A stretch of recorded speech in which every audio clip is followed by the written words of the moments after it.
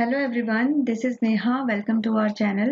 JSO 23 का question paper हम देख रहे हैं। Today we will see from question number 16 and this question paper is equally important for another statistics exam, specially DSSSB Statistical Assistant. So question number 16 is a straight forward question जो directly notes में mentioned है. So if the correlation coefficient is the geometric mean of regression coefficient, then so option 2 is the correct answer. ये under root की form में, यहाँ square ना देके generally कई बार आप देखेंगे नोट्स में तो यहाँ पर अंडर रूट लगा रहता है. बस इतना सा ही डिफरेंस है, बाकी this is a straight forward question. Coming to the question number 17. So 17 है आपका डिस्ट्रीब्यूशन से. If x n 516 then the first quartile of x is equal to. तो यहाँ पर आपका ये n tends for normal distribution और 5 है आपका मीन और 16 है आपका वेरिएंस. तो आपसे फर्स्ट क्वार्टाइल यानी कि Q1 पूछा है. सो यहाँ पर आपको सोचना होगा कि मैं Q1 का क्या फॉर्मूला लगाऊं, क्योंकि मेरे पास है वेरिएंस और वेरिएंस से मैं कैलकुलेट कर सकती हूँ स्टैंडर्ड डेविएशन और मीन है. सो जहाँ तक हमें ध्यान आता है Q3 Q1 के रिस्पेक्ट में इंपॉर्टेंट फॉर्मूला, तो वो हमें QD का याद आता है, that is Q3 minus Q1 upon 2. लेकिन एक और फॉर्मूला है जो नोट्स में मैंने मेंशन किया हुआ है, जहां से आप Q1 डायरेक्टली कैलकुलेट कर सकते हो. सो Q1 बेसिकली क्या होता है, आपको अगर ये रिलेशन याद हो QD, MD और SD का, तो QD जो होता है that is 2/3 of sigma. So 2/3 of sigma क्या होता है, 0.675 सिग्मा होता है. तो Q1 जो रहता है दैट इज μ1 माइनस 0.6745 या आप 5 लिख लीजिए सिग्मा. ऐसे अगर Q3 अगर इसी क्वेश्चन में थर्ड क्वार्टाइल पूछा जाएगा तो वो हो जाएगा μ1 या फिर μ1 नहीं होगा, यहाँ पर म्यू आएगा, म्यू प्लस 0.675 सिग्मा. तो डायरेक्टली आप यहाँ से कर सकते हैं. सिग्मा आपका क्या हो जाएगा, अंडर रूट ऑफ 16, तो ये आ जाएगा आपका 4. तो ये हो जाएगा 5 माइनस 0.675 इंटू 4.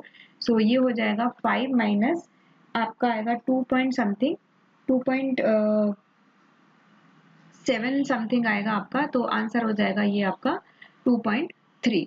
ओके, सो ये चीज आपको ध्यान रखनी है यहाँ पर. नेक्स्ट क्वेश्चन है क्वेश्चन नंबर 18.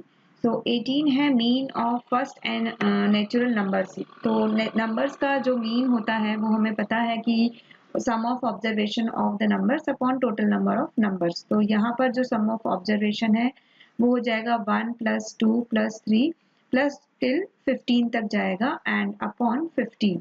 सो ये आएगा 120 एंड 120 अपॉन 15 इज 8. तो ये भी काफी इजी क्वेश्चन है. आगे बढ़ते हैं क्वेश्चन नंबर 19. तो क्वेश्चन नंबर 19 है आपका, for a random variable x following Poisson distribution with parameter 5 the variance of x क्या होगा. सो आपको अगर ध्यान हो पॉइसन डिस्ट्रीब्यूशन में ये भी एक टेबल की फॉर्म में भी बना के मैंने इजी वे में लिखा हुआ है. जो मीन और वेरिएंस E ऑफ x जो रहता है, V ऑफ x, वो सब मीन और वेरिएंस क्या होते हैं, पैरामीटर लैम्डा रहता है. सो यहाँ पर पूछा है वेरिएंस, तो that will be equal to the lambda यानी कि जो पैरामीटर है. तो डायरेक्टली आप 5 लिख देंगे. सो ये चीजें जो है मैंने काफी नोट्स में मार्क किया हुआ है, थ्योरी की फॉर्म में भी, टेबल फॉर्म में भी, और सिमिलर क्वेश्चंस भी दिए हुए हैं. जैसे आप यहाँ इस टेबल में देख सकते हैं, पॉइसन डिस्ट्रीब्यूशन के लिए मीन जो है that is parameter lambda and variance जो है यहाँ पर लैम्डा दिया हुआ है. तो इस तरीके से स्ट्रेट फॉरवर्ड क्वेश्चंस जो है मोस्ट ऑफ द टाइम बन के आ जाते हैं. आगे बढ़ते हैं क्वेश्चन नंबर 20 की ओर. सो क्वेश्चन नंबर 20 है आपका, for a moderately skewed distribution let mode is equal to 15 and median आपको दिया है, वैल्यू ऑफ मीन पूछा है. तो जब आपसे मीन पूछा जाए तो मोड, मीडियन एंड मीन के रिस्पेक्ट में जो इम्पोर्टेंट फॉर्मूला है वो है आपका, इससे काफी क्वेश्चन हमेशा हर साल आते ही हैं.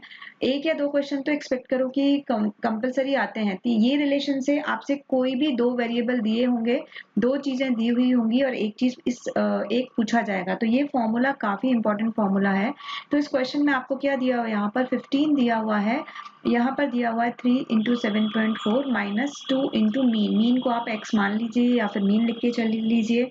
तो ये हो जाएगा 15 इक्वल्स टू 3 4 12 22 5, तो ये हो जाएगा 52.2 माइनस का 2x। सो ये 2x इधर आ जाएगा, तो 2x is equal to 52.2 minus 15, so ये होगा आपका 37.2। हाँ okay, 2x is equal to, तो x हो जाएगा 37.2 डिवाइडेड बाई 2, तो ये हो जाएगा 16 एंड 2 चिका 12, 18.6। Okay, so this is a very important formula. Question number 21 है the power of a test is, तो यहाँ पर टाइप 1 और टाइप 2 एरर के रेस्पेक्ट में ऑप्शन दिया हुआ है, तो ये भी काफी स्ट्रेट फॉरवर्ड क्वेश्चन है।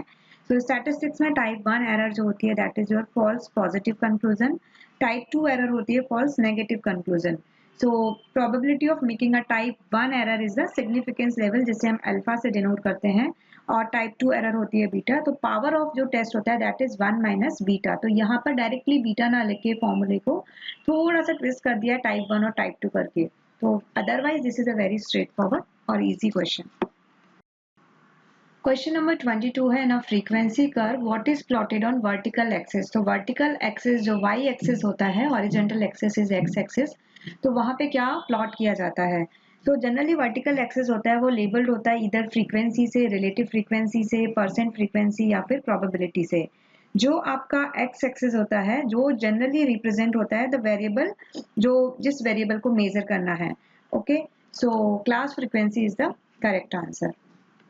आगे बढ़ते हैं, थ्योरेटिकल क्वेश्चन है question number 23, Which of the following is not an example of the probability sampling technique? तो दो टेक्निक होती है, probability and non probability sampling technique, तो stratified, simple random, systematic are probability sampling techniques and purposive is the non probability sampling technique. So this is also a very straightforward question. Next come to the question number 24, when performing a one way analysis of variance which statistical test is used? इस question के answer के लिए आपको इन सभी test के बारे में पता होना चाहिए। So correct answer is 2 chi square test. Chi square test जो होता है वो वन वे भी होता है और टू वे भी होता है। वन वे का मतलब है कि there is only one independent variable and it is commonly known as chi square test for goodness of fit. Two way chi square test होता है वो यूज होता है जब दो वेरिएबल, दो इंडिपेंडेंट वेरिएबल होते हैं। ओके, सो यहाँ पे एक आंसर तो ये हुआ कि काई स्क्वायर टेस्ट लिख सकते हैं, ठीक है। लेकिन अभी हमें जेड, एफ और टी के बारे में पता होना चाहिए। तो जेड और जो टी है वो रिलेटेड है। जेड टेस्ट कब यूज होता है? To test a null hypothesis if the population variance is known. जब नोन होता है तो जेड टेस्ट और सैंपल का size should be greater than 30। यहाँ पर लेस देन 30 हो और अननोन हो वेरिएंस, तो हम वहां पर टी टेस्ट यूज करते हैं। तो इसलिए वहां पर ये वाला जो वेरिएबल वाला जो कॉन्सेप्ट है वहां पर वेरिएंस की बात और सैंपल साइज की बात आ जाती है। तो यहाँ पे ऐसा कुछ मेंशन नहीं है, तो जेड और टी नहीं आएगा। एफ टेस्ट है वो अनोवा में यूज होता है। तो अनोवा टेस्ट के जो रिजल्ट्स होते हैं उनको हम यूज करते हैं एफ टेस्ट में। स्टैटिस्टिकल टेस्ट होता है वो, that is used to determine whether two populations with normal distributions share variance और a standard deviation on the significance of the regression formula.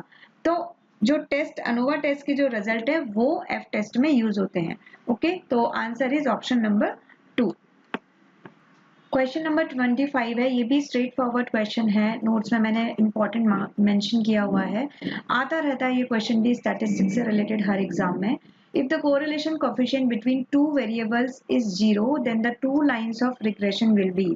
So correlation coefficient 0 होता है तो it indicates that there is no relationship exist between two variables. और अगर 1 और +1 या फिर -1 होता है तो that indicates a perfect linear relationship. तो 0 का मतलब है कि जो दो लाइन ऑफ रिग्रेशन होंगी that are perpendicular to each other. अगर +1 रहता है, ठीक है, या -1 रहता है तो it means two lines of regression are parallel to each other. तो यहाँ पर अगर आपसे 1 में पूछा जाए तो वो पैरेलल टू ईच अदर हो जाता है। ओके, एंड 0 है तो परपेंडिकुलर टू ईच अदर।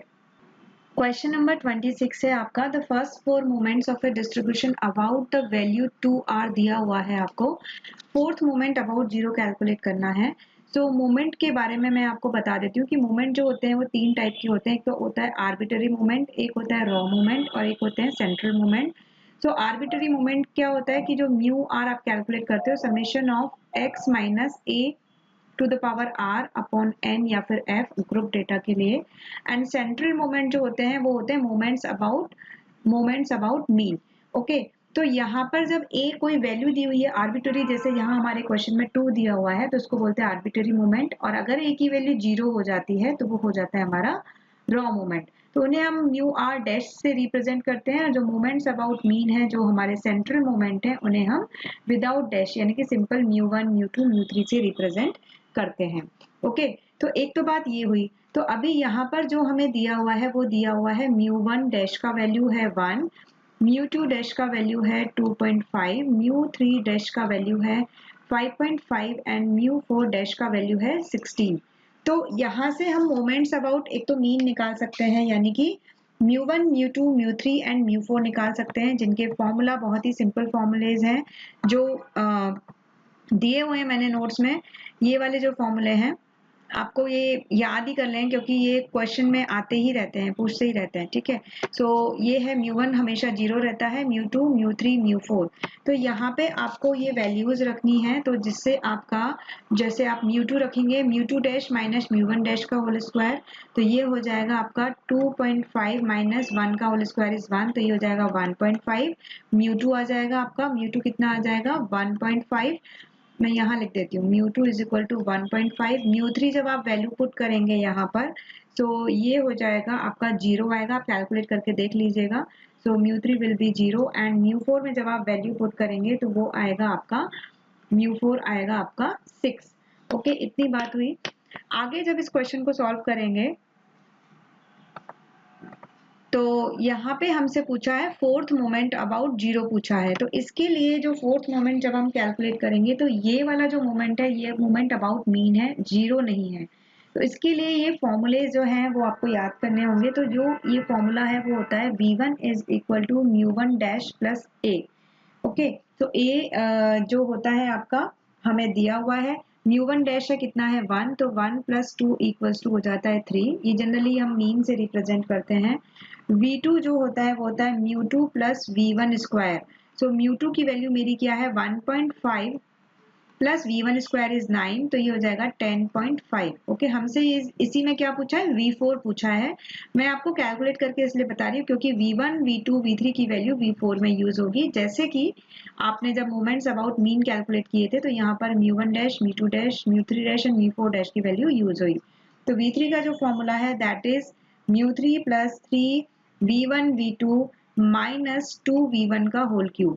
तो यहाँ से ये इरेज कर देती हूँ तो थोड़ा इजी हो जाएगा।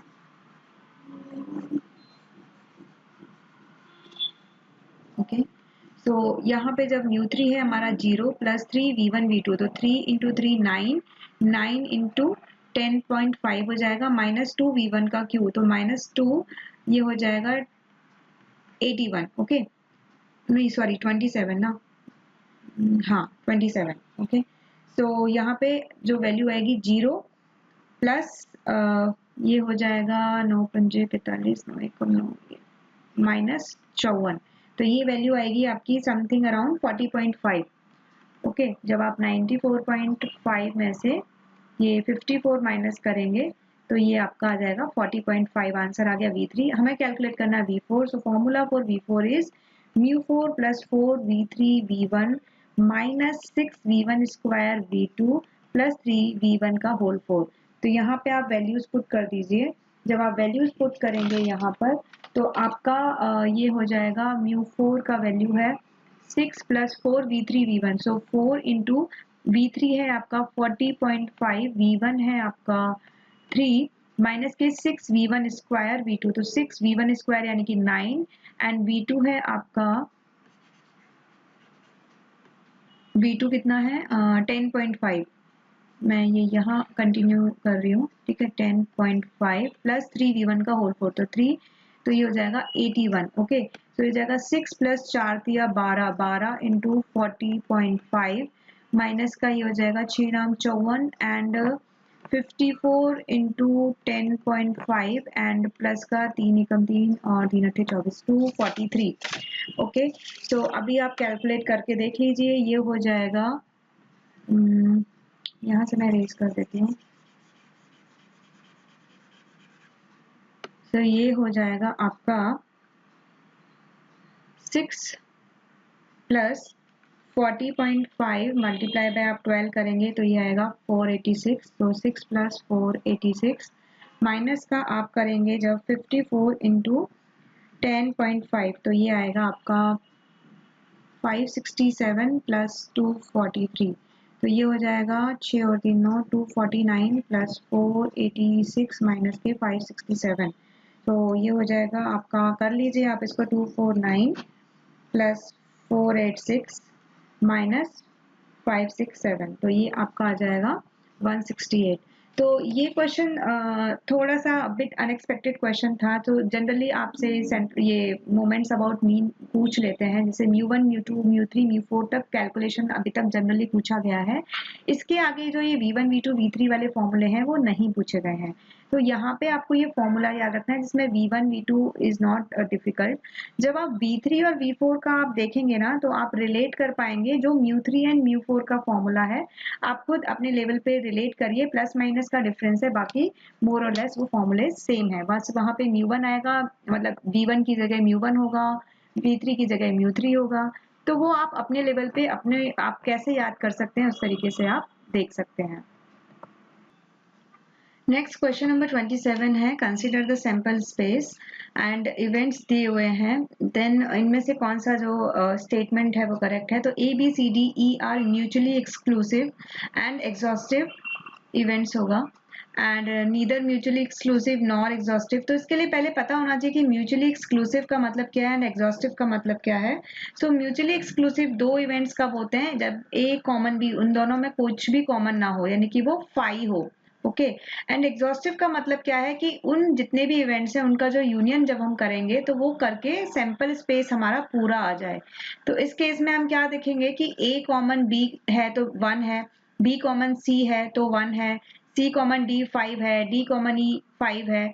तो मतलब कुछ भी 5 नहीं है, कोई ना कोई एलिमेंट कॉमन है, तो म्यूचुअली एक्सक्लूसिव तो नहीं है। तो ये ऑप्शन नहीं है, ये ऑप्शन नहीं है। अभी क्या है एग्जॉस्टिव, अगर A union B union C union D union E करें तो क्या आएगा, 1, हमें किसी भी एलिमेंट को दोबारा नहीं लिखना है। तो यहाँ पे 1 आ रहा है, 2 3 4 5 एंड 6, यानी कि 1 2 3 4 5 6 आ रहा है। पूरा सैंपल स्पेस जो है वो मेरा आ रहा है। तो इट मीन्स कि जो A B C D E are है एग्जॉस्टिव है बट म्यूचुअली एक्सक्लूसिव नहीं है। आगे बढ़ते हैं। The term analysis of variance was introduced by, तो रोनाल्ड ए फिशर ने, आर ए फिशर जो मैंने नोट्स में लिखा हुआ है, सो ये टर्म है। नेक्स्ट क्वेश्चन नंबर 29 है, positive skewness means that the frequencies in the distributions are spread. तो मैंने डायग्राम से भी एक्सप्लेन किया हुआ है पॉजिटिव स्क्यूनेस और नेगेटिव स्क्यूनेस का, कि किस साइड जो कर्व है, फ्रीक्वेंसी जो कर्व है डिस्ट्रीब्यूशन का, वो किस साइड कैसे किस तरीके से स्प्रेड होता है। तो पॉजिटिव स्क्यूनेस का मतलब है, उसका मतलब है कि ऑन द राइट साइड आपका जो कर्व है, जो फ्रीक्वेंसीज होगा, frequencies in the distribution will spread on the right side of the centre of the curve. तो वो जो मीन रहता है उसके राइट साइड में कर्व जाएगा, फैलेगा। क्वेश्चन नंबर 30 है, which of the following is an absolute measure of skewness. Direct formula है, फॉर्मूला बैंक से ही आया हुआ क्वेश्चन है।